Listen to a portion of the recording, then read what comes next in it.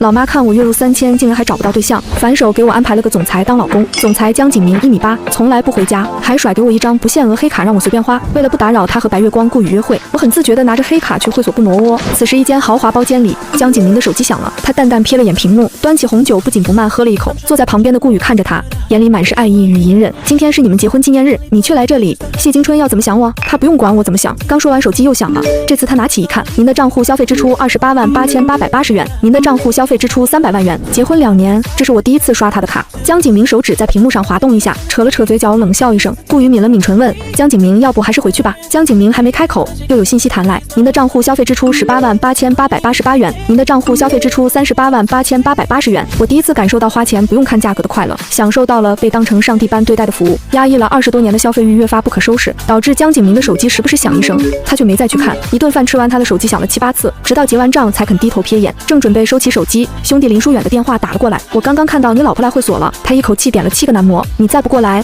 恐怕头上要变成青青草原了。江景明直接气笑了，谢金春去会所还点7个男模，这怎么可能？林书远发来一张照片，你别说，你老婆今天这么一打扮，我差点没认出来。你能认出这是你老婆吗？照片里的女人五官精致漂亮，身穿黑色西装外套，贵气十足。江景明再次觉得自己眼瞎了，这怎么可能是谢金春？这时顾宇又张嘴了，要不你还是回去吧，景明，电影我一个人去看就行了。江景明收起手机，不为所动，陪着顾宇去了电影院。顾宇发了条朋友圈，纪念自己主演的第1部电影首映。然而20分钟后，江景明收到银行卡消费信息，谢金春在皇家娱乐会所充值了100万，他彻底坐不住了，冷着脸离开了电影院。另一边会所包间里，我惬意地坐在沙发上，喝着10几万一瓶的红酒，7个身材绝佳、服务体贴的男模正围在我身边，他们捏肩揉腿，我舒服地眯起眼睛，这服务简直是人间天堂。想起不久前月薪3000的我通宵看小说猝死，竟穿成了书中同名同姓的恋爱脑女配。原主出身顶级豪门，众星捧月，却非要追着男主江景明舔了5年。可江景明眼里只有他的白月光顾宇，最后在双方父母逼迫下，江景明才被迫接受联姻娶了原主。婚后他经常不回家，偶尔回来原主也总故意找事作妖，最后闹得谢家破人亡，结局凄惨，简直是一把好牌打得稀烂。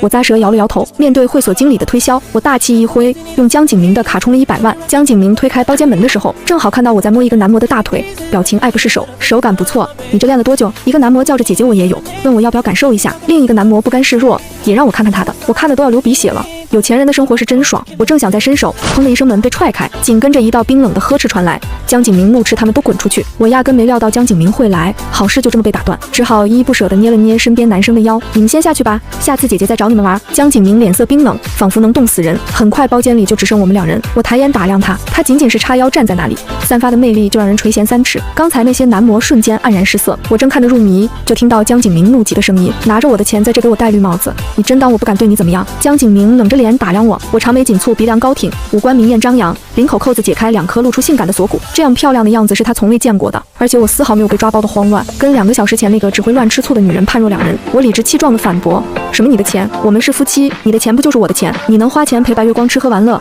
我怎么就不能花钱找人作陪？我一点都不怕他。书中反复刻画江景明对原主的厌恶，已经到了碰一下就恶心的地步。说白了，他对我动手就相当于自残。江景明气笑了，少在这假惺惺，你故意刷我的卡，闹这么大动静，不就是想让我过来？我抬头看着他，轻轻拉住他的手，那你丢下顾宇过来了，是不是说明在你心里我比顾宇重要？我说过别在我这得寸进尺，这是最后一次，如果再让我看到你这样，我们的夫妻关系也到头了。说完，他嫌恶地甩开我的手，抽过一旁的纸巾反复擦手，果然如书中所写，厌恶与我有任何肢体接触。我差点偷笑出声，揉了揉下巴，坐回沙发，双腿交叠，碰都不让碰。这夫妻感情我早就不想要了，你现在把离婚协议甩过来，我要是犹豫1秒，我谢金春就是狗。江景明蹲下身看了我一眼，笑意慢慢在嘴角蔓延。离婚？你确定？当初费尽心思嫁我的是你，刚才还一副对男模饥渴难耐的样子，现在倒敢说离婚，简直是天大的笑话。我视线在他脸上停留片刻，随即往下移，落在他的大长腿上，坚持说要么陪我，要么离婚。江景明的脸瞬间黑沉，当着我的面给小助理打电话，起草一份离婚协议，明天一早送到家里来。我端起没喝完的红酒一饮而尽，放下酒杯站起身，我要的你给不了。江景明好看的剑眉瞬间紧皱，刚要说什么，我压根没理他，转头就往外走。江景明呆呆站在原地，越发确定我是喝醉了，不然怎么会一反常态敢跟他较劲提离婚。回到家我直接上楼回了房，江景明看着我丝毫没理他的背影，直到身影消消失才反应过来，想起刚才我提离婚的模样，不由冷笑。他倒要看看明天离婚协议甩在我面前时，我会是什么表情。想到这，江景明起身上楼，经过我房门时顿住脚步，里面传来我的歌声。今天是个好日子，心想的事儿都能成，明天又是好日子，千金的光阴不能等。江景明听着我鬼哭狼嚎似的唱着歌发酒疯，当即想阻止，转动门把手才发现门被反锁了。那个平时他一回家就想方设法粘着要跟他同房的女人，竟然把门反锁了。歌声还在继续，我相信我就是我，我相信明天，我相信青春没有地平线。江景明看着我醉得疯疯癫癫，最终转身走了。我住的是主卧，因为江景明不肯跟原主同房，一直睡客房，这里变成了原主一人的房间。我看着宽敞奢华的房间，衣柜里琳琅满目的名牌服装和价值不菲的名表，一边开心地哼着歌，一边在双人超大浴缸里泡了个澡，最后躺在柔软的大床上，美得像做梦一样不真实。第二天早上，江景明起床后，没看到餐桌上像往常一样备好的早餐，也没看到满眼期盼等他的我。他瞥了眼我的房门，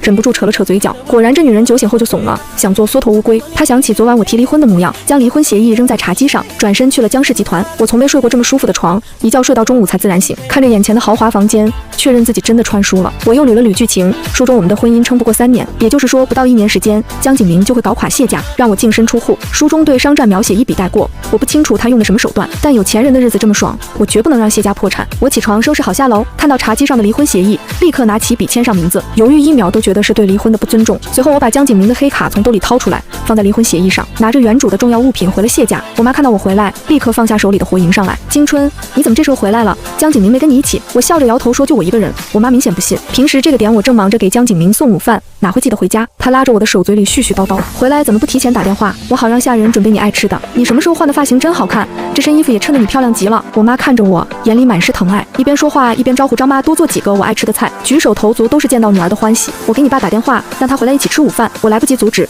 他的电话已经拨了过去。我趁机打量家里，越看心情越好。我妈挂了电话，又拉着我嘘寒问暖。看得出原主嫁给江景明后，我妈一直担心我过得不开心。金春，有事一定要跟爸妈说，我们永远是你的后盾。我看着眼前漂亮又温暖的妈妈，想到书中她悲惨的结局，忍不住上前抱住她，在心里坚定一定要改写他们的命运。我妈的身体僵了一下，女儿多久没这样抱过她了？妈，对不起，这几年让你们操心了，以后不会了。听到我的话，我妈瞬间红了眼。自从我结婚，回家的次数越来越少，即便回来也全是为了江景明。当初她就说强扭的瓜不甜，可我非江景明不嫁，他们就我这一个女儿，一直捧在手心，只能依着我。婚后看着我过得不幸福，看着我的骄傲和光芒一点点消失，世界里只剩江景明。她这当妈的看在眼里，疼在心上。察觉到我声音里的哽咽，我妈也忍不住红了眼眶，落了泪。妈，你看我现在不是好好的？我妈看着我，觉得这次回来的女儿跟以前不一样了，找回了许久未见的鲜活模样。这时我爸回来了，一进门就笑着喊：金春，爸回来了，快让爸看看我的好女儿。梅林也跟着进来了，她比我大3岁，父母双亡后跟着奶奶生活，奶奶无力抚养，谢家就把她接过来当养子养，一直资助她生活学习，直到她大学毕业。大学时她就在谢氏集团兼职，毕业后凭借能力一路晋升，成了公司高管。我偷偷看了她一眼，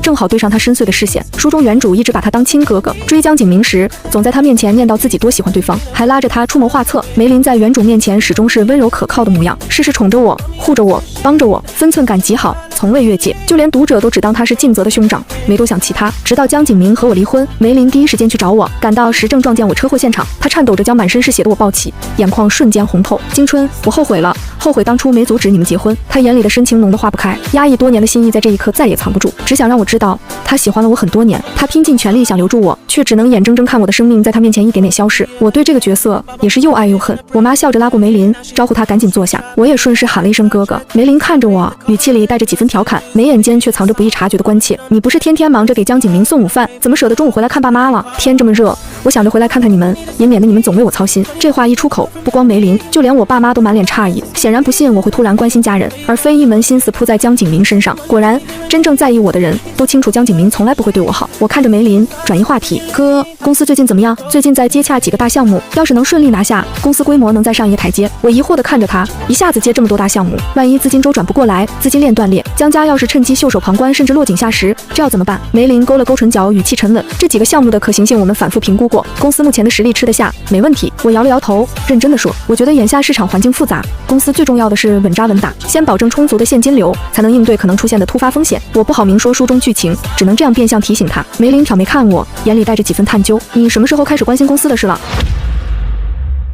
我才反应过来，原主向来对公司漠不关心，只围着江景明转。我摸了摸下巴，看了他一眼，还是忍不住再叮嘱：项目的事你跟我爸一定要多斟酌，尤其是要把风险评估做足，确认我们能承担最坏的结果。梅林盯着我，像是想从我脸上看出些端倪，语气严肃了几分：你是不是从江景明那里听到了什么，想让我们放弃竞争，把项目让给江家？原主本就是个恋爱脑，以前没少撺掇家里帮江家铺路，如今我突然跳出来阻止接项目，梅林会有这样的猜测也合情合理。我摇了摇头，没有，我就是最近老做噩梦，梦到家里公司出了变故，所以有些担心。梅林沉默着没说话，显然没信我的说辞，指尖轻轻扣着沙发扶手，不知在思索什么。我犹豫再三，看了眼不远处正忙着收拾水果的爸妈，凑近梅林，抬手挡在嘴边，压低声音。其实是我偷偷听到江景明说想对谢家下手，说完便立刻拉开了距离，不敢再看他的眼睛。这时我竟看到梅林的耳根悄悄泛红，连耳尖都透着淡粉。我没料到他会是这般反应，是有些无措，连忙转移话题。爸妈没心力时刻管公司的事，我又一窍不通，这些事只能靠你多上心了，哥哥。梅林靠在沙发背上，掩去眼底的情绪，漫不经心地看着我，语气带着几分试探。那你自己打算怎么办？和江景明就这么耗着？我还没来得及回答，妈妈就笑着走过来喊我们，说饭菜都做好了，先别着急聊，过来吃饭。看着一桌子热气腾腾的家常菜，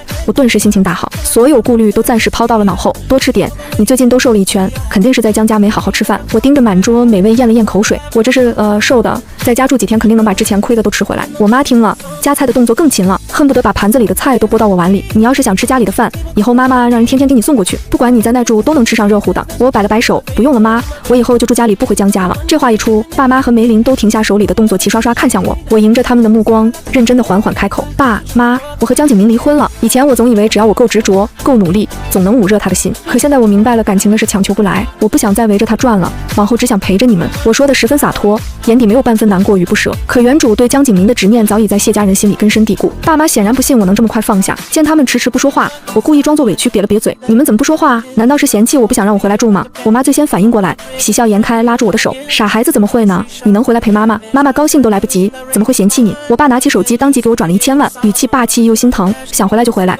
家里还养得起你，往后不用再看任何人脸色，爸养你一辈子都没问题。看着眼前满心满眼都是我的爸妈，我心里一阵暖流涌过，又酸又胀。书中谢家破产后，爸爸受不了女婿是幕后黑手的打击，高血压引发脑出血，昏迷不醒成了植物人。妈妈承受不住双重打击，抑郁成疾，最终选择了轻生。我暗暗下定决心，这一世一定要改写这悲惨的结局。说着也拿起筷子给爸妈各夹了一块菜，正准备放下筷子，一道带着几分醋意的悠悠声音响起：我的呢？我转头一看，梅林正似笑非笑的睨着我，眼底藏着几分孩子气的争宠意味，与他平时沉稳的高管模样判若两人。我无奈地看了他一眼，又给他夹了一块肉放进碗里：给你，少不了你的。另一边，江氏集团总裁办公室里，小助理拿着文件走进来，小心翼翼地汇报：江总，谢小姐今天没有来送饭。江景明抬腕看了眼时间，按往常这会儿，我早就提着保温桶出现在办公室门口了。他暗自嘲讽，看来是怕我真的跟他离婚，连饭都不敢送，倒是学会服软了。怎么，你还吃上瘾了？要不要我打电话帮你问问他，什么时候能把你的午饭送过来？小助理连忙摇头，语气慌张：不用，江总，我就是随口一说，我自己出去吃就行。其实以往我送来的饭菜，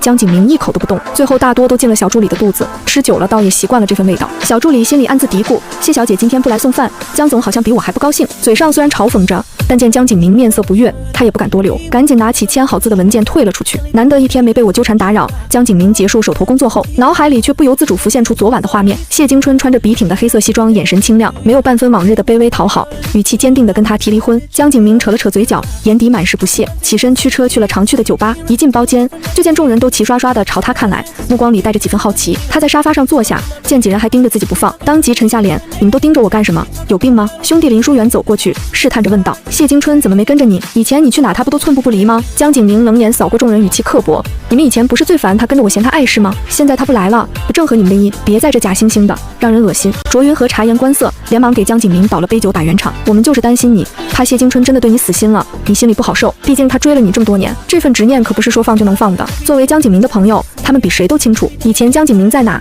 谢京春就追到哪，像个甩不掉的影子。谢京春从来不会去会所找陪酒男，更不会放心丢下江景明，自己跑去逍遥快活，这还是头一遭。江景明端起酒杯抿了一口，语气冰冷：你们要是眼睛没用就都拿去捐了，少在这瞎揣测。林书远笑了一声，连忙打岔，举起酒杯：行吧，是我们多心了，你不在意他就好。来，大家一起喝一杯，庆祝景明短暂脱离苦海，终于能轻清静几天。众人纷纷端起酒杯附和，江景明也跟着举杯喝酒，压根没在意他们话里的重点。直到喝了大半，卓云和拿着手机凑过来，语气带着几分打趣：景明，虽然谢京春当初逼婚确实伤了你的尊严，但客观说，他这颜值这家底配你也算是绰绰有余了。你是怎么做到2年都不让他碰一下的？以前我眼里只有江景明的时候，他身边每个朋友的微信我都有，所以他们都能看到我的朋友圈动态。从前我的朋友圈不是和江景明的合照，大多是偷拍，就是宣示主权的文案，再不然就是一些表达我爱江景明的小作文。知道江景明屏蔽了我，这几个人还总把我的朋友圈截图发到群里打趣。可就在刚才，他们发现我删除了朋友圈里所有与江景明相关的内容，先是发了落地三亚的定位，此刻又更新了9宫格，我穿着沙滩裙在海城海边看夕阳的照片，配文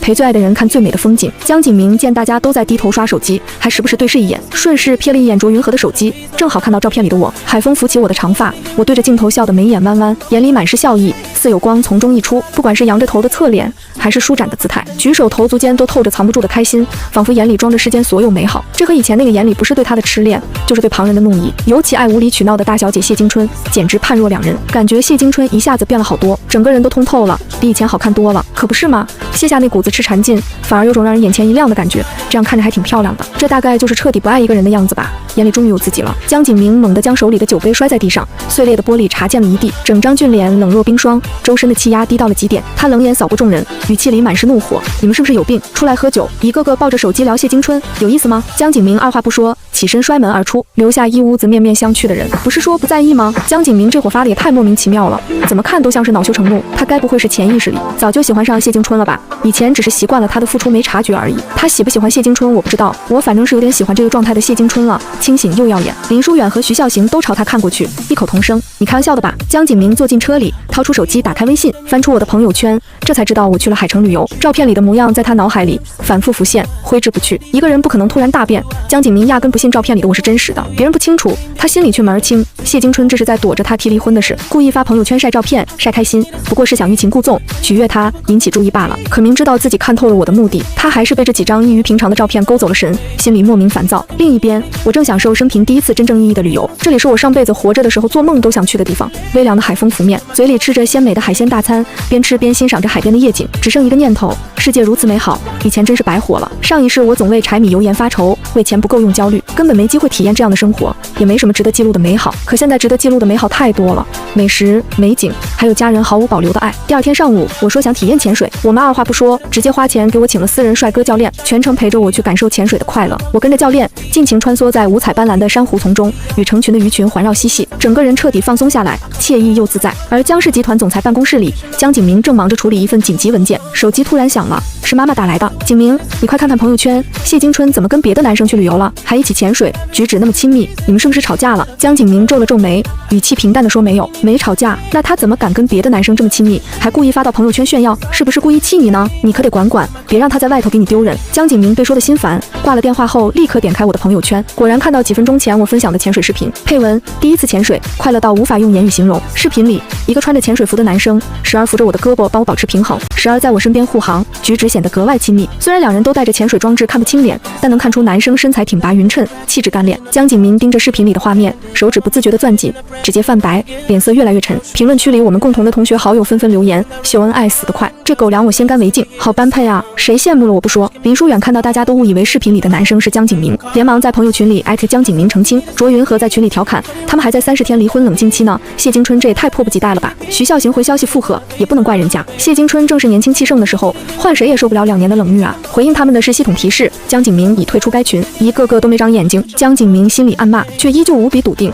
谢京春怎么可能舍得跟他离婚？他的朋友圈从来都是发给自己看的，从昨天到现在，谢京春虽然没直接联系他，朋友圈却更新的格外勤快，这么频繁的动态，明显是故意做给他看的。发这个潜水视频跟上次在会所点男生是一个性质，不过是为了引起他的注意，让他紧张，然后主动找他，给他台阶下罢了。江景明轻哼一声，谢京春也太高估他自己了，他不来打扰我，正合我意。他将手机扔到一旁，继续处理工作。可谢京春大变的模样，却时不时在他脑海里晃悠，搅得他心烦气躁。他叫来小助理，把后续的工作行程排得满满当当，试图用忙碌冲淡杂念。晚上，江景明带着顾宇出席了白家千金生日宴。很快，江景明带顾宇出席晚宴就登上了热搜榜。江景明其实常带顾宇参加各类晚宴，但他和谢京春那场轰动全网的盛世婚礼直播，至今让大家印象深刻。而谢江两家势力庞大，记者们谁也得罪不起，没人敢拿他们的私生活做文章。但以前每次看到这类热搜，谢京春都会认定顾宇想勾引江景明，跑去找到顾宇麻烦，要么警告，要么动手，闹得人尽尽皆知。江景明回到酒店住处，刷到热搜时，脑海里交替闪过谢京春以前发疯的模样和如今旅游时眉眼弯弯的开心样子，心里莫名生出一丝连自己都没察觉的期待。他洗了个澡便沉沉睡去。另一边，我上午体验了潜水，下午又玩了冲浪，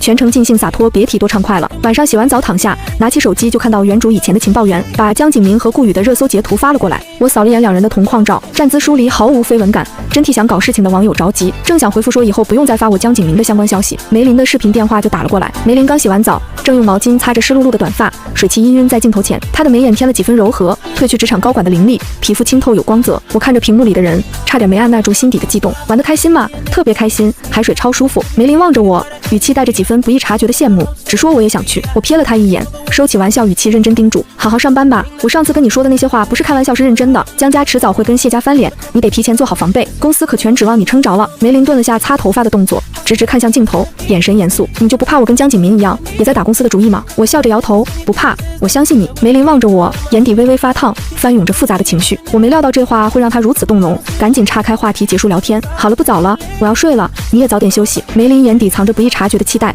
记得给我带礼物。我躺在床上，想起梅林暗恋原主多年的深情，心里终究软了软，打算好好满足他这个小要求。江景明醒来，打开手机发现热搜还挂在榜单上，可谢京春居然没像往常一样找顾宇麻烦，也没打电话来纠缠他。他忍不住再次点开我的朋友圈，只见5分钟前我更新了动态，是骑着景点租的电动车载着我妈环岛游的视频。视频里的我颜值亮眼，状态鲜活，浑身都透着藏不住的雀跃，活脱脱开心的代言人，连沿途的风光都显得黯然失色。江景明直接呆住了这人。谢京春不仅没回来哄他，还在继续潇洒旅游，有空发朋友圈，不可能看不到热搜。可他不仅没闹，反而看起来更开心了。江景明气笑了，把手机扔到一旁，这次倒是出息了，我倒要看看你还能硬撑多久。江景明这天的行程依旧排得满满当当，晚上回到酒店，他累得瘫靠在沙发上，看着暖色的灯光，脑海里又不受控制地晃过我骑电动车的画面。他掏出手机点开我的朋友圈，发现几个小时前我又更新了动态，文案是世上只有妈妈好，配了9宫格图片，里面不是我在吃各种特色小吃，就是炫耀买到的小玩意。最中间一张是我和妈妈头挨头的亲密合影。评论区里我爸留言：爸爸就不好了吗？我回复：爸爸也好。梅林见状也来凑热闹留言：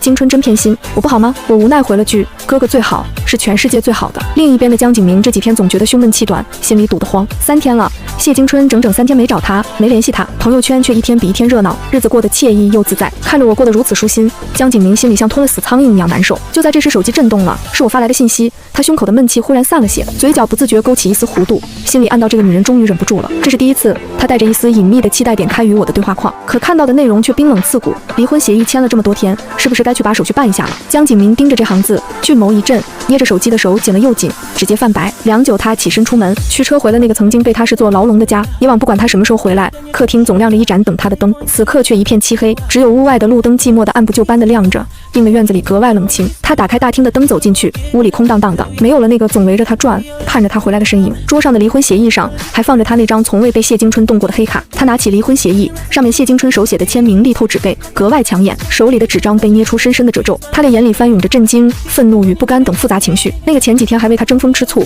死缠烂打的女人，竟然真的铁了心要跟自己离婚，这怎么可能？江景明不可置信的冷笑出声，笑声里满是自嘲与烦躁。与此同时，谢家客厅里一派温馨，我妈正把袋子里的特产拿出来分给家里的下人，这些都是京春说好吃，特意带回来给你们尝尝的。大家拿到特产纷纷笑着道谢，分享的喜悦在屋里蔓延开来。我爸坐在一旁喝着饭后茶，神态惬意。梅林则在角落接工作电话，语气沉稳干练。房子虽大，却一点不冷清，处处都透着烟火气与暖意。我抱着手机，见江景明迟迟没回复信息，想着等会儿给他打个电话催一催。这时梅林挂了电话，走到我旁边坐下，挑眉问道：我的礼物呢？我抬眸正好对上他清澈明亮的双眸，里面藏着几分显而易见的期待。被暗恋滤镜加持的梅林，眉眼间满是沉稳温柔，我实在很难不偏爱。我起身打开行李箱，从里面拿出2个小巧的夜灯，一个是海螺做的，一个是贝壳制成的。你要哪个呀？梅林把2个都端详了一遍，好奇地问：还有一个给谁？我不拆穿他的小心思，笑着说：给我自己呀。梅林勾了勾唇角，拿起那个海螺夜灯，翻来覆去看了又看，眼底满是欢喜。我妈分完礼物走过来，看到我手里的夜灯，顺口说道：这个可是京春自己亲手做的，在海边跟着手艺人学了一下午呢。梅林听到这话，猛地抬头朝我看来，眼里的意外之喜几乎藏不住，声音带着一丝不易察觉的颤抖：你做的？原主以前满心满眼都是江景明，只亲手给江景明做过东西。梅林暗恋他这么多年，还是第一次收到他亲手做的礼物，这份欣喜与动容可想而知。我故意冷着脸瞥了他一眼，装模作样道：怎么，你嫌弃？嫌弃就还给我。梅林立刻摇头，双手紧紧攥着夜灯，连忙说：不嫌弃，一点都不嫌弃。说完，他就那么定定地看着我，眼里藏着隐忍多年的深情，那模样沉稳又动人，差点让我招架不住。我赶紧拿起手机站起身，找了个借口脱身。我累了，先回房休息了。回到房间，我打开手机，发现江景明终于回了信息，明天早上9点民政局见。书中江景明后来会处心积虑搞垮谢家，再逼着我离婚，净身出户。现在我们提前主动离婚，是不是就预示着谢家破产的悲惨结局也能被改写？我心情大好，越想越激动，怕明天睡过头，特意定了好几个闹钟。没想到第二天闹钟还没响我就醒了，一想到马上就能重获自由，彻底摆脱江景明，我还特意精心打扮了一番才下楼。我爸已经吃完早餐去公司上班了，我妈在院子里修剪从后花园摘回来的鲜花，看到我就笑着招呼我吃早餐，多吃点，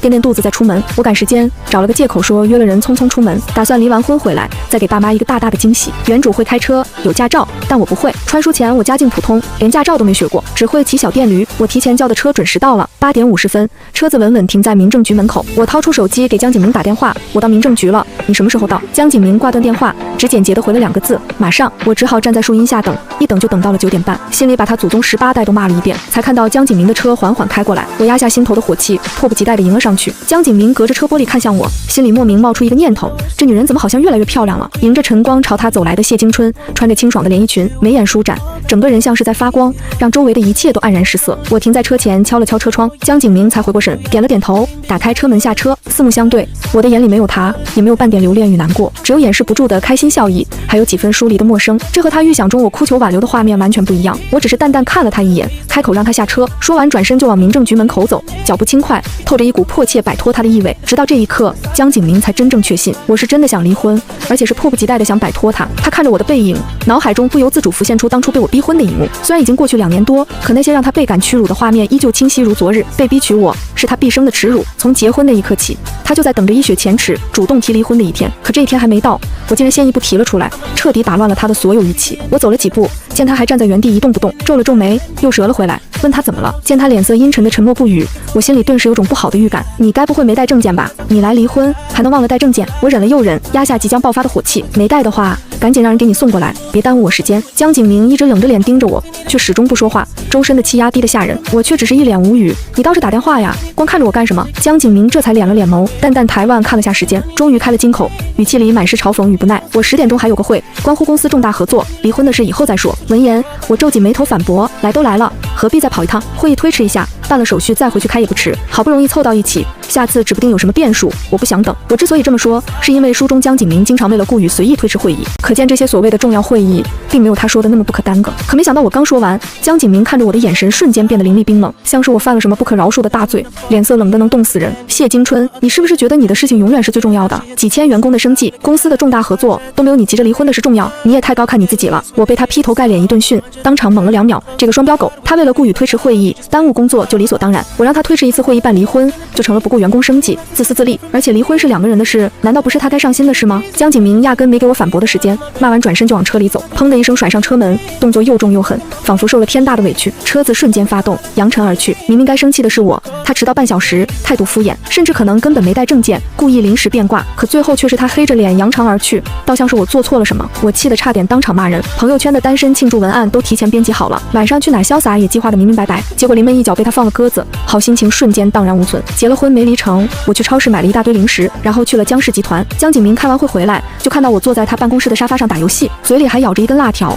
整个办公室都是辣条的味道，茶几上一大堆零食，都是我以前根本不会吃的东西。你怎么来了？我吃着辣条，看着手机头都没抬，来等你。江景明顿了下脚步，看我一眼，走回自己的办公椅，坐下看向我开口道，等我做什么？这不是离婚手续没办成，知道你忙，我在这等你忙好了我们再去。我今天整天都没空。我又看他一眼，心里的火冒了上来。那你什么时候有空？江景明拿着文件的手顿了顿，有空的时候我自然会联系你。我感觉他反悔了，他想离婚怎么会抽不出时间？可他为什么要反悔？他那个态度不是明摆着的吗？难道他不想离婚吗？我没有多想这一点。虽然我记得书中女主没有明说，但他对原主的态度明显的带着对我逼婚的报复。我越想要他的爱，他就越让我尝尽爱而不得的痛苦。如今我要离婚，难道他又要让我体验想离却又离不了的苦吗？我猛地站了起来，江景明，你是不是不想离婚？我给你3天时间，3天内你不跟我去办离婚，那我就起诉离婚。我不是跟你商量，而是通知你。我提起自己的零食袋转转身就走，没注意脚下差点绊倒。顾宇推开办公室的门走进来，他看到我，眼里顿时浮现害怕之色。我是不是来的不是时候？顾宇刚想退出去，江景明摆了摆手说：“没有，你来的正好。”顾宇是小说女主，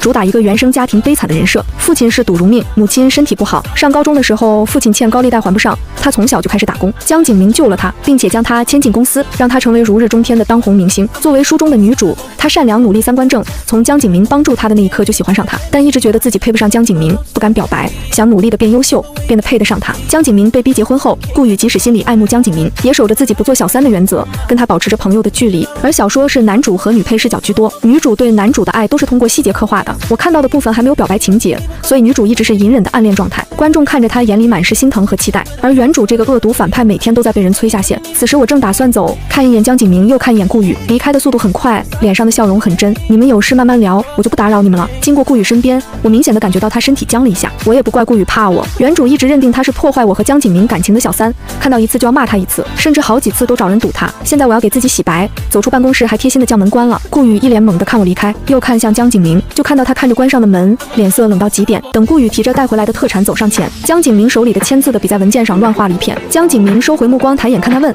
你怎么来了？”顾宇笑着将袋子放在桌上，江城的特产，觉得挺不错，就给你带了些，感谢你帮我妈找的医生。江景明淡淡开口：“我不缺这点东西。”他似笑非笑地看着顾宇，又道：“你最近很闲吗？”顾宇的脸瞬间红了。另一边，我提着零食出来，碰到拿着文件去找江景明签字的小助理，我手臂一伸拦住了他：“你们江总现在有重要的事，文件什么的，等顾宇出来了再送进去。”小助理看看办公室的门，又看看我，整个人都有些茫然。顾宇在里面，谢小姐您居然没有生气？我看了看自己的零食袋，又看向小助理，问道：“要吃吗？”小助理看到举到面前的零食袋，吃货的他没忍住诱惑，拿了一包泡椒凤爪。谢谢谢小姐。我笑了一声，以后有点眼力见，顾宇来找江景明的时候就不要进去打扰。小助理点了点头，没说话。我丢下这一句就走了。我成全他们，就是成全自己。我们最好快点离婚。我忍不住想，江景明，你就早点跟我办离婚手续吧，毕竟起诉离婚还需要夫妻感情破裂的证据，好像也挺麻烦。小助理吃着泡椒凤爪，等到顾宇出来，拿着文件走了进去。小助理忍不住多嘴道：“江总，你知道刚刚谢小姐跟我说什么吗？”江景明抬眸睨他一眼。小助理继续说：“谢小姐说，等顾宇出来了，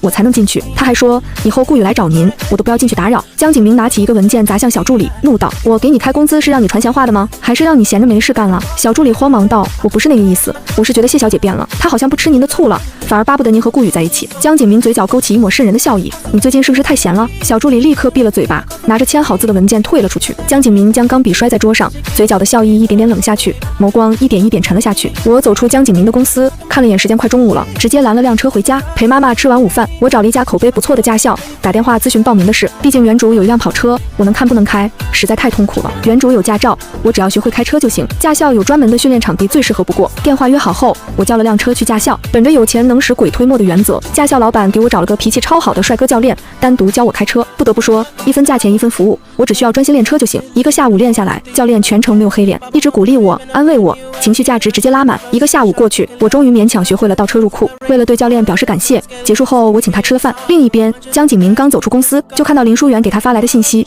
景明，上次是我们不对，没有考虑你的心情，今晚我们几个做东，请你吃饭。”20分钟后，江景明走进了林书媛订好的餐厅，就看到一抹熟悉的身影，那人正和一个男人相谈甚欢，笑得格外开心。江景明压着脚步走了过去，就听到我在毫不遮掩地夸男人：“孟教练，像你这样要颜值有颜值，要身材有身材，怎么会屈才在驾校当教练？”孟教练笑着解释自己不是专业的教练，是家里开驾校，最近缺人手，他临时来帮忙的。我忍不住笑了出来，忽然感觉到一道冰冷的目光，下意识的抬眼就看到江景明站在一旁，整张脸冷若冰霜。我还没来得及开口，江景明就拉着我的手，一路将我拉到餐厅外。“谢京春，我们还没离婚，你就敢出来勾搭别的男人？”我看着近在咫尺的江景明，心里暗骂，真是白瞎了这一副好皮囊，怎么脾气这么暴躁？我的手腕被他攥得生疼，我挣扎着道：“我跟人家只是正常吃饭，你别胡说八道。”江景明瞪了我一眼：“正常吃饭？你当我眼瞎吗？我懒得看你这张脸，你要是觉得自己眼瞎，我也没办法。”江景明气笑了，还是没放手。“谢京春，你以为还是以前，你做什么我都得忍着，从现在开始，我们之间我说了算。”我见他竟然主动碰我，于是笑着看他靠近，抬手摸上他结实的臂膀，动作大胆又放肆。“你倒是说说，你想怎么样？”江景明咽了咽口水，脸色难看地攥紧我的手腕。我知道江景明最讨厌原主的触碰，我每碰他一下，江景明对我的厌恶就会多一分。现在他主动碰我，我干脆抬起另一只手，反握住他的手，我也恶心他，那就互相折磨好了。我穿的衣服本就是江景明喜欢的风格，一洗脸衣裙衬得身形窈窕，我不是故意的，指尖不小心划过他的胸膛。江景明心口泛起一阵蚂蚁挠心般的痒意，红着脸直勾勾地看着我。以前的我根本不敢这么放肆，也不会这么勾人，眼里明明对他无爱，偏偏又一副缠他身子的样子，简直是把他当成陪酒男的态势。江景明又咽了一下口水，脸色又沉了几分。我见他还不恶心的甩开我，索性做事要亲上去。江景明这才猛地推开我，抽出帕子擦手。谢京春，收起你这副样子，在我这里，你永远得不到你想要的东西。我心中恍然，果然，他不肯离婚，就是不想让我轻易离开。我揉了揉被攥红的手腕，挑眉道：我的手都被你攥红了，有没有一种可能，我早就不想要你的爱了？我现在想要的不过是你的身子罢了。不过说实在的，灯一关，谁还不是一个样？我也不是非你不可。江景明脸色黑得如同在墨汁里浸泡过一样，他咬了咬后牙槽，扔掉手里的帕子，怒极反笑：那你可以试试。我笑着道：我这不是想试试，是被你逼的。你要是没别的事，我就进去继续吃饭了，我的手机还在里面呢。江景明没说话，我转身就回了餐厅。我刚坐下来，手机就响了，我拿起来一看，是江景明给我发了一个视频。我点开视频，脸色瞬间变得煞白。视频里全是原主找人绑架顾宇的证据，还有原主与人推搡，将人推到马路中央的画面，甚至还有原主找人殴打顾宇的罪证。这些证据原主藏了好几年，之前江景明不拿出来是忌惮谢家的势力，现在他敢拿出来，看来是不再忌惮谢家了。我才过几天好日子，我穿过来可不是来坐牢的。江景明给我发来的信息：给你2分钟的时间，乖乖上来。江景明这是要拿这个威胁我。我虽然不甘心，可是我更不想坐牢，只能压下心中的怒火。孟教练见我脸色难看，给我倒了杯水，关切地问怎么了。我摆了摆手，告诉他我有点急事得先走了，让他慢慢吃。说罢，我快速结了账，跑上楼去包间找江景明。包间里的林书远正好看到了我和江景明在车前拉扯的一幕，于是拍了一张照片发到兄弟群里分享。从他的角度拍的照片看，就像是江景明以压倒式的掌控在跟我亲热。然后大家到窗台前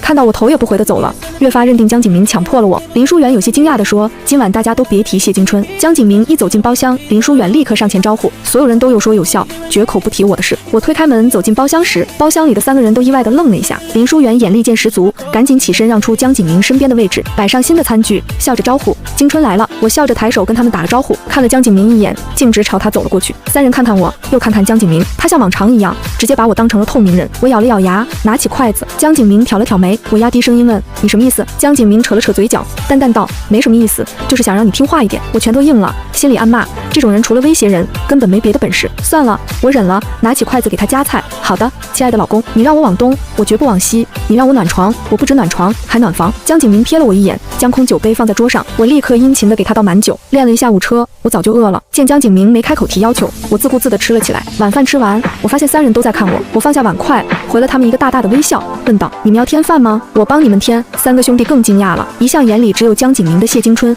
竟然主动要帮他们添饭。下一秒，江景明终于开口，似笑非笑地说：这么喜欢助人为乐，那帮我把这盆虾包了，我爱吃。我气得拳头又硬了，心里暗骂：可恶，我自己想吃虾都懒得包。我笑着坐下，看着他道：好的，老公。说着端过那盆虾，我一边包虾一边琢磨着怎么破局。我可不想就这么被他一直威胁下去，想得太过投入，包好的虾顺手就塞进了自己嘴里。江景明看着我把虾吃进自己肚子里，还吃得津津有味的样子，眸光变得晦暗不明。我感受到冷得要冻死人的目光，这才回过神，赶紧把刚包好的虾塞进他嘴里。我帮你试了，很安全，没毒。江景明被强塞了一口虾，下意识地咀嚼起来，眼底的冷色渐渐缓和了几分。以前的江景明连我碰过的东西都嫌恶心，现在我直接把虾喂到他嘴里，他不光吃了，还一副很享受的样子。这一幕让兄弟团的3人都惊呆了。我剥虾的时候根本没心思去看他们的反应，心里憋着一股气，手上的动作不停。我端起桌上的酒杯，看着江景明道：江景明，你这么难哄，要不要考虑换个人喜欢？说着，我又把包好的虾塞进他嘴里，脸上摆出一副满眼都是他的深情模样。我在心里冷笑：来了来了，我现在看着他就喜欢他这副帅气又高冷、身材还好的样子。可惜啊，他根本不懂。江景明看着我口是心非的样子，面上笑得温和，暗地里却气得牙都快咬碎了。他冷漠的目光里染上一丝笑意，淡淡道：吃完了，我先走了，我还要回江家。江景明将车钥匙扔给我道：你来开车，我喝了酒不能开。原主会开车，我根本找不到拒绝的理由。看着江景明坐进后座，我硬着头皮当起了司机。还好下午刚学会开车，虽然是新手上路，磕磕绊绊的，但至少能开，何况开的还是豪车。我全神贯注地开着车，车速慢得离谱。江景明坐在后座，看着我把豪车开出了拖拉机的速度，他顿时气笑了，忍不住道：你还能再慢点吗？我握着方向盘的手心里全是汗，心思全放在开车上，根本受不了一点打扰。你别跟我说话。江景明的脸瞬间沉了下来，怒道：谢京春，你是不是忘了自己的身份？下一秒，车子像离弦的箭一般飙了出去。我看着越来越快的车速，大脑一片空白。江景明看着我忽然不要命的踩油门，前面明明有车还不减速，一副要拉着他同归于尽的样子。他顿时脸色紧绷，大喊道：谢京春，你疯了，赶紧刹车！我也慌了，大喊道：“我踩的就是刹车啊！”这时我才反应过来，自己竟然误把油门当成了刹车。我慌忙踩下刹车，但还是晚了一步。惊魂未定间，只听砰的一声巨响，周围瞬间安静了下来。我缓过神来，脖子和脑袋一阵钝痛，耳边传来江景明咬牙切齿的声音。我回头看了他一眼，委屈地说：“我本来开得好好的，是你非要跟我说话，我一紧张就弄错了。”江景明冷着脸看着我，从牙缝里挤出3个字：“所以呢？”他的话还没说完，我就打断他，连连道歉：“怪我，都怪我没开好车。我一看到你的脸就紧张，连刹车和油门都分不清了。”我嘴上说着自责的话，脸上却半点愧疚都没有。说完直接推开车门下了车。江景明冷着脸掏出手机，打电话让小助理过来处理事故。挂了电话后，他就看到我揉着脖子，弯腰跟被撞车辆的车主说着什么，姿态明显是诚心道歉的样子。这样的我和江景明记忆里的那个骄纵任性的我，简直判若两人。以前的我从来不会主动跟人道歉，我向来骄纵任性，就算做错了事，也总是摆出一副高高在上的姿态，觉得错的都是别人，是别人活该。像车祸这种事，以前的我根本不会下车，只会打电话叫人来处理，更不会在意别人的死活。此时我连忙关切地问车主有没有事。一个男人摸着脸下了车，头上的帽子掉了，露出一张白皙俊朗的脸，只是脸颊上多了一道浅浅的划痕。我看着他的脸，觉得有些眼熟，连忙再次道歉：“实在抱歉，所有损失我都会承担。”这个男人不就是当红小生季衍川吗？书中写过，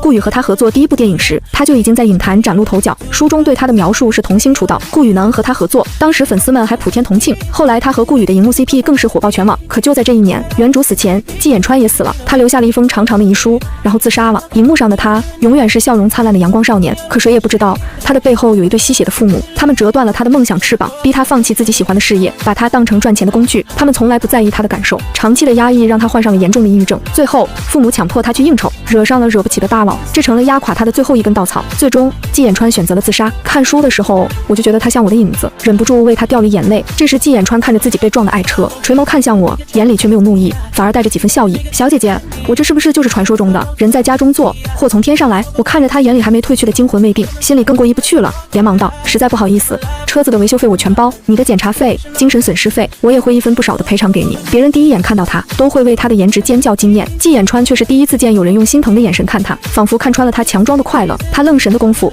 我掏出手机道：“你留个联系方式给我吧，这样后续有什么赔偿问题联系起来也方便。”季衍川压根不在乎车子，也没想过要赔偿，但刚刚我那个眼神让他忍不住接过了我的手机，输入了自己的联系方式，拨通了我的电话后才把手机还给我。“小姐姐，你不认识我吗？”我收起手机，嘴角扬起一抹笑：“大明星季衍川，我怎么会不认识？我可是你的忠实粉丝，你能不能给我签个名？”季衍川狐疑地看着我，眼前这个女人见到自己竟然没有半点见到偶像的激动。我见她没动静，干脆上前给了她一个拥抱。既然不愿意签名，那让我抱一下，就当是粉丝福利啦。我静静地抱着她，和那些粉丝激动狂热的拥抱截然不同，似是隐晦的安抚，又似无声的共情。你真的很优秀，你的优秀给了很多人直面挫折的勇气，也给了很多人前进的动力。希望有一天我们也能成为你的底气，让你勇敢做自己，坚定地拥护你前行。江景明在车上看着我处理事故，到最后竟变成和别的男人亲密相拥，顿时沉着脸推门下了车，一把将我从季衍川怀里拉了出来。正好小助理急匆匆赶来，江景明夺过我的车钥匙，拽着我就往停车地方走。季衍川站在原地望着我们的背影，脑海里反复回荡着我刚才说的那些话，眼底翻涌着复杂的情绪。我回头朝季衍川笑着挥手，笑容如3月桃花般明媚，4、6月清风般和煦，集齐了世间所有温柔模样，在暖色路灯下定格成一幅动人的画面。江景明脸色阴沉的能滴出水，声音冷到了极点：“谢京春，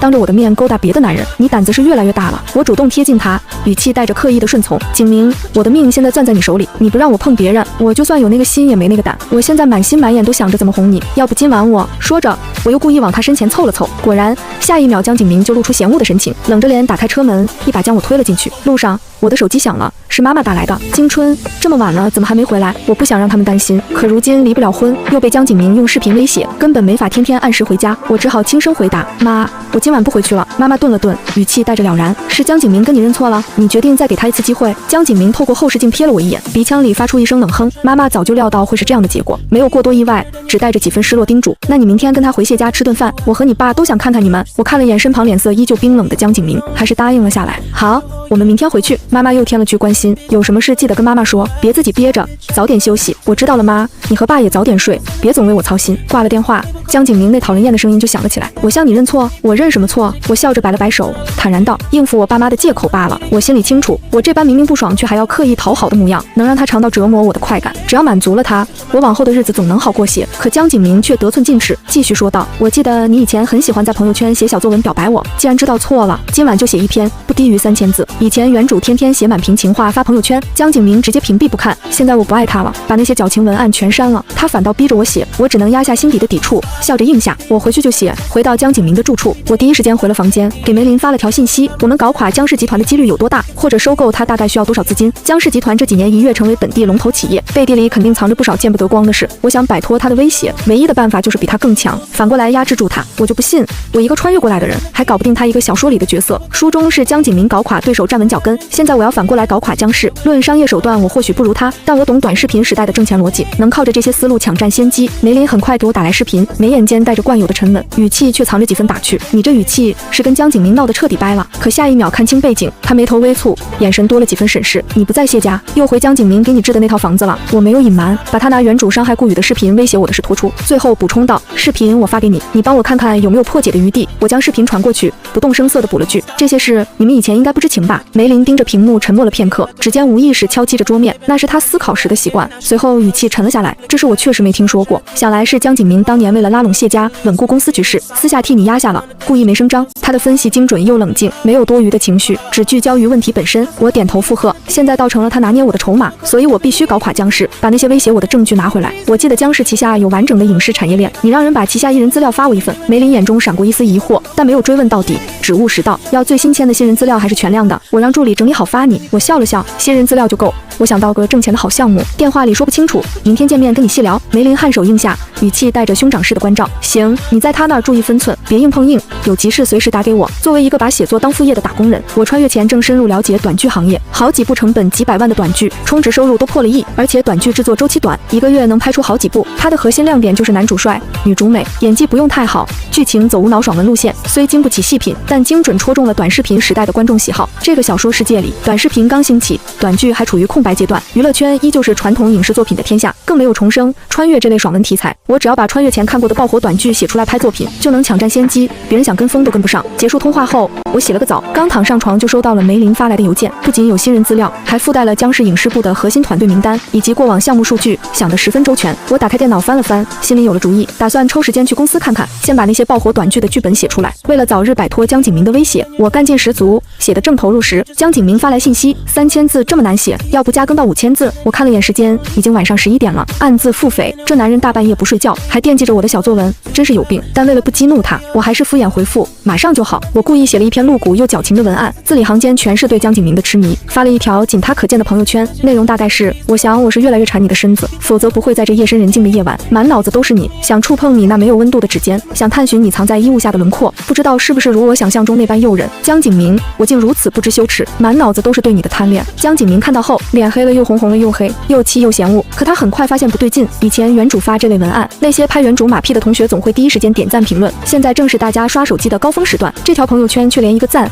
一条评论都没有。他瞬间明白，我这是心里不爽，故意写给他看，恶心他的。江景明立刻回复：写得很好，以后每天都写一篇。看到这条信息，我气得睡意全无，干脆放下小作文，专心写短剧剧本，一口气写完了2个开篇和20集剧情。等停下来时，已经是凌晨5点多，我实在累得不行，把剧本加密保存好，直接倒头就睡。第二天一早，江景明起床后没看到桌上的早餐，楼下也毫无动静，便走到卧室门口拧门把手，却发现房门反锁着。他用力拍了拍门，我困得不行，掀起被子蒙住头，可拍门声一直没停，最后硬生生被气醒，顶着一头凌乱的头发爬起来开门。什么事非要这点说？我哈欠连天，眼神惺忪，透着一股慵懒的娇态。江景明冷冷地看着我：早餐呢？我瞬间被气清醒了，没好气地说：敲我房门就为了要饭？我又不是你的专属厨师。说着，我故意上前一步，死死抱住他，用原主以前的姿态恶心他。早餐没有，不如你把我当早餐吃了。江景明身形晃了一下，愣了半秒，下一秒就被肌肉记忆般的嫌恶感拉回神，猛地将我推开，语气冰冷：你确定没有？那语气里的威胁再明显不过。我咬了咬牙，压下怒火：我这就去给你做。自从我穿过来，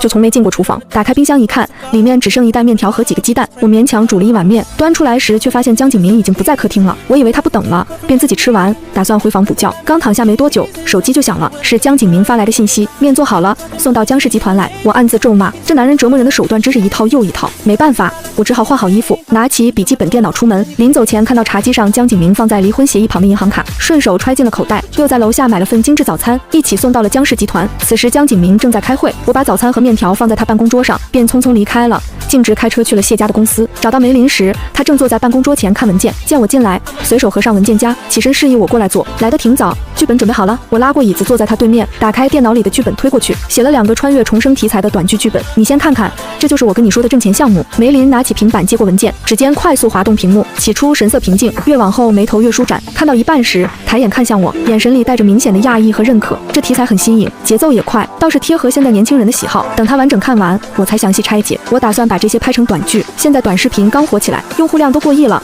未来只会更火。短剧制作快，成本低，收益高，不用追求演技和深度，只要剧情爽，颜值够，就能抓住流量。将是有影视资源，我们正好借势入局。梅林指尖轻扣桌面，沉思片刻，很快做出判断，思路可行，风险低，回报快。他抬眼看向我，目光通透，似是看穿了我的心思。你不仅是想挣钱，更是想借着这个项目在江氏的产业链里插一脚，掌握主动权吧。我没想到被他一眼点破，索性坦然笑了。还是哥哥懂我，总不能一直被江景明拿捏着。我伸手拍了拍他的胳膊，语气带着几分笃定，有你帮我，这是肯定能成。梅林避开过分亲密的接触，微微颔首，语气干练又可靠。项目我来帮你对接资源，导演和团队我去协调，你专心抓剧本和选角。江氏那边的经纪人我已经打过招呼了，你晚点过去，他会配合你挑人。我到江氏经纪公司选角时，江景明的助理恰好拦在门口，说江总在楼上办公室等我。我心里清楚他是故意的，短剧项目势头渐起，他定是想插手掌控，又或是单纯不爽我脱离他的视线搞事业。推开门，江景明正坐在办公桌后翻文件，抬眼时眼神冷硬。谢金春，谁准你动江氏影视资源的？我拉过椅子坐下，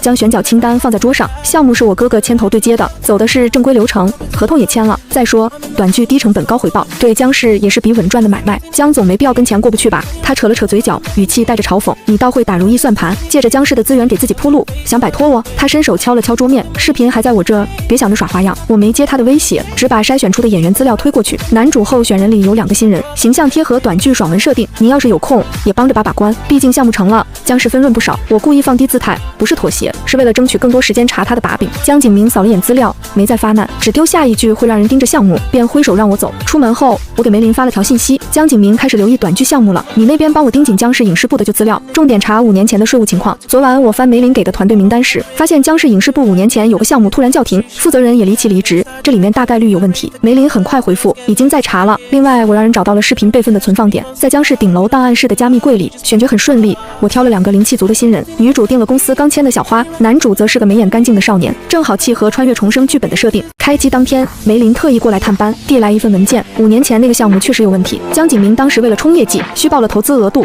偷税漏税近千万，我已经拿到了关键证据。我接过文件，指尖有些发凉，这就是我要的筹码。他对原主做的是紧抓不放，到头来自己不也是违法犯罪吗？加密柜的事呢？档案室要是有2把，一把在江景明那，另一把在行政总监呢。我已经跟总监打过招呼，他愿意帮忙，前提是我们不追究他当年知情不报的责任。梅林顿了顿，补充道：“你想好怎么跟江景明摊牌了？”我笑了笑说：“等短剧第1次试映结束，到时候项目有了热度，他就算想停也得掂量掂量。再加上税务的事，离婚的条件就由不得他了。”试映会定在1周后，邀请了平台方和影视圈的投资人，江景明也来了，坐在第1排，全程脸色阴沉。试映结束后，平台方当场敲定了合作，给出的分成比例远超预期，投资人围着我谈后续合作，江景明却拽着我进了休息室。你故意的？他盯着我，语气里满是怒火，用江氏的资源捧新人，再把项目绑上平台，以为这样我就没法动你？我靠在墙上，从包里拿出事先准备的证据。江总，别这么大火气，比起这个，你还是想想5年前那个项目的是吧？虚报投资，偷税漏税，要是这些凭证送到税务局，江氏的龙头位置怕是保不住了。江景明的脸色瞬间变了，伸手想去抢文件，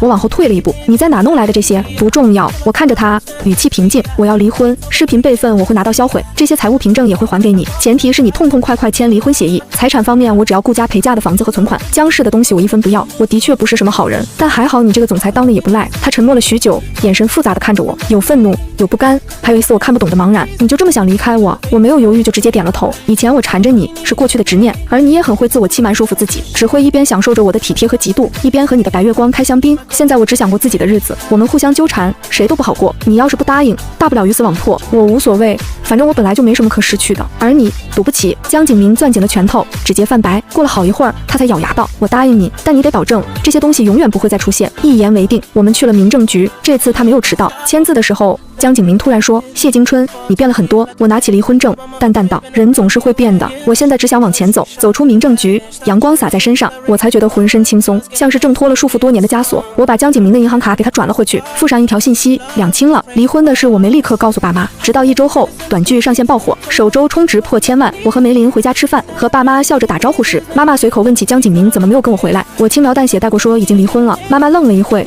却没露出什么不高兴的表情，反而是拉过我的手说：“太好了，原来你之前不是真的想要给机会，就应该这样。”江景明那人性子太硬，控制欲强，你们走不长远，早点分开才是正确的。必须好好庆祝我们宝贝女儿开启新生活。爸爸也不由分说继续给我打钱。天涯何处无芳草，离婚就这样轻描淡写、喜笑颜开的过去了。短剧爆火后，我成立了自己的工作室，梅林帮我对接了更多资源，我们又陆续拍了3部短剧，每一部都成了爆款。期间，顾宇找过我一次，他刚拍完僵尸的1部剧，打算合约到期后迁进我的工作室。据说是因为江景明一反常态，没有再像往常那样捧他。谢姐，以前顾宇低着头，语气有些局促。我打断他，过去的事别再提了。我知道你对江景明的那点心思，但我也的确为难过你。你演技很好，留在僵尸可惜了。既然愿意来我这，我没有理由不欢迎你。工作室成立半年后，梅林在一次庆功宴结束后带我去了江边，晚风卷着夜色吹过来，吹散了酒意。这段时间不管是上班还是休假，我们都一直在一起。那些说不清道不明的东西在暗处滋长。这次他靠在栏杆上，望着江面，语气像在讨论天气，却带着不自觉的颤音。京春，从我遇见你开始，我就想让你过得幸福。以前是看着你，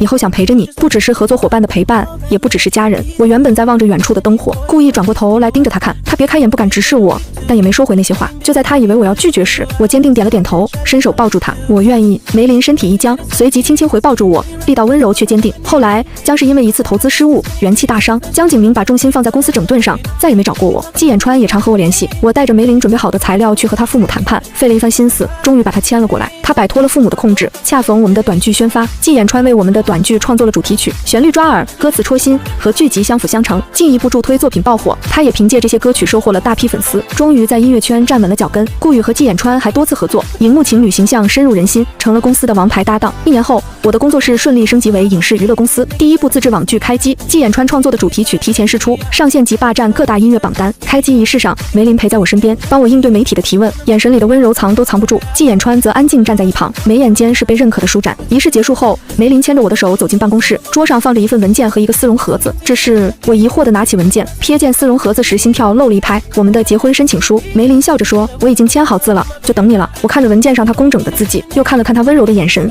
拿起笔，郑重地签下了自己的名字。窗外阳光正好，透过玻璃洒在我们身上，温暖而明亮。我曾被困在原主的执念里，被江景明的控制欲裹挟，以为这辈子都逃不出去，直到穿越过来，靠着自己的努力，一步步摆脱威胁，遇见梅林，才明白真正的感情不是互相折磨，而是彼此扶持，一起奔赴更好的未来。那些痛苦的过往都已成为过去，往后余生皆是心安。